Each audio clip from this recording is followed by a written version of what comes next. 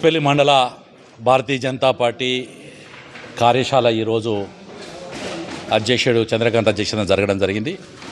ఆ కార్యక్రమంలో అన్ని బూత్ అధ్యక్షులు, గ్రామాధ్యక్షులు రాబోయే స్థానిక సంస్థల ఎన్నికల్లో భారతీయ జనతా పార్టీని డిచ్పల్లి మండలంలో మండల పరిషత్తు, జిల్లా పరిషత్తు రెండు కూడా గెలిపించుకునేందుకు వాళ్ళందరూ కూడా పెద్ద ఎత్తున, మీరే చూస్తున్నది, చాలా పెద్ద ఎత్తున ఇక్కడ కార్యక్రమం జరిగింది. వీరందరూ ఆత్మవిశ్వాసం చూసినాక కంపల్సరీ డిచ్పల్లి మండల ప్రజలు భారతీయ జనతా పార్టీని, ఎందుకంటే 10 సంవత్సరాలు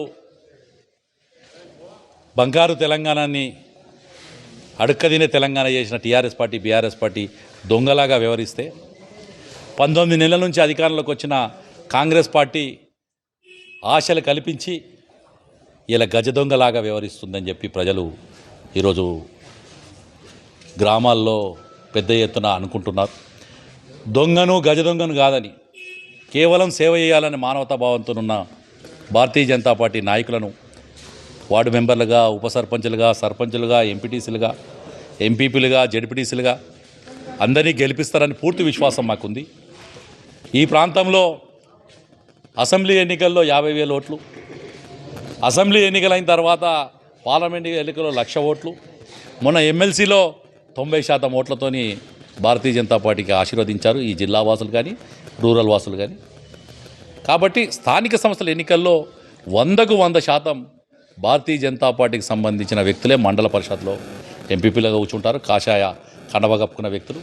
అలాగే ఈ జిల్లాలో జిల్లా పరిషత్ చైర్మన్గా కాషాయ పార్టీ వ్యక్తి, కాషాయ సిద్ధాంతాన్ని, హిందుత్వాన్ని, సనాతన ధర్మాన్ని పరిరక్షించే వ్యక్తి చైర్మన్ అవుతాడని చెప్పి జిల్లా అధ్యక్షుడిగా పూర్తి విశ్వాసం వ్యక్తం చేస్తూ, ఇక రాజకీయాలకు వస్తే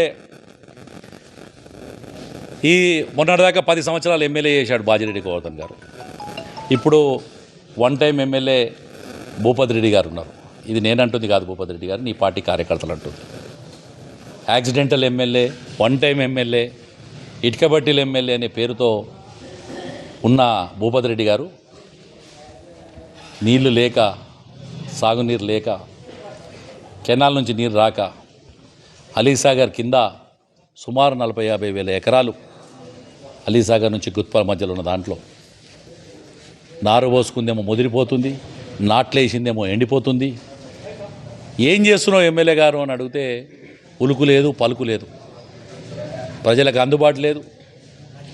ఇటు కెనాల్ మీదున్న ప్రాంతంలో బోర్లు ఎత్తిపోయి వేసుకున్న పంట అయ్యో బొగులైతే దేవుడి దిక్కు చూస్తూ, ఆకాశం దిక్కు చూస్తూ భగవంతా కాపాడు అని చెప్పి రైతు వేడుకుంటుంటే, ప్రజాస్వామ్యంలో ఎమ్మెల్యేగా ఉన్న వ్యక్తి పట్టనట్టు రేషన్ కార్డులు పంచుకుంటూ, ఇందిరా మిల్లు మా పార్టీ కార్యకర్తలకు ఇస్తామని చెప్పుకుంటూ, సంతకాలు పెట్టాలంటే సీఎం రిలీఫ్ ఫండ్కు కనీసం కార్యాలయం లేకుండా తిరుగుతున్న భూపతి రెడ్డి గారిని చూసిన తర్వాత బాధ అనిపిస్తుంది. పోనీ 10 సంవత్సరాలు ఈ ప్రాంత ఎమ్మెల్యేగా ఉండి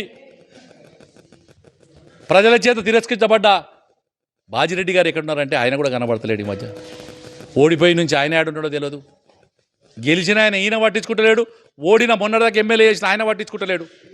మరి ప్రజా సమస్యలు, రైతాంగ సమస్యలు, ఈ ప్రాంత రైతులు, సిరికొండ నిన్న పోతే తెలిసింది, దర్పల్లి నిన్న పోతే తెలుస్తుంది, ఇందల్వాయిలో తెలుస్తుంది, ఎండిపోయి రైతులు ఏ విధంగా బాధపడుతున్నారో అన్ని మీడియా సంస్థలు, ఛానళ్లలో కథనాలు వస్తున్నాయి.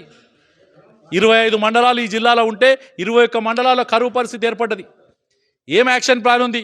25 నాడు ముఖ్యమంత్రి వస్తుండని చెప్తున్నారు. ఇక్కడ 25 వస్తుండో, 27 వస్తుండో.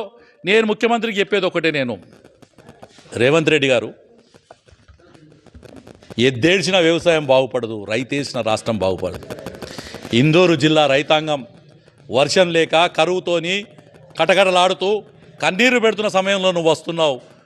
నిజాం సాగర్ నుంచి నీళ్ళు ఇస్తావా, సింగూరు నుంచి నీళ్ళు ఇస్తావా, అలీసార్ లిఫ్ట్ ఆన్ చేసి నీళ్ళు ఇస్తావా? అది ఈ ప్రాంతానికి నీళ్ళు ఇచ్చినాకనే అడుగుపెట్టు, లేకపోతే రేపొద్దున ఈ రైతాంగం నిన్ను, నీ పార్టీని భూస్థాపితం చేసే విధంగా పెద్ద ఎత్తున ఆందోళన కార్యక్రమాలు చేపడతామని చెప్పి తెలియజేస్తున్నాం.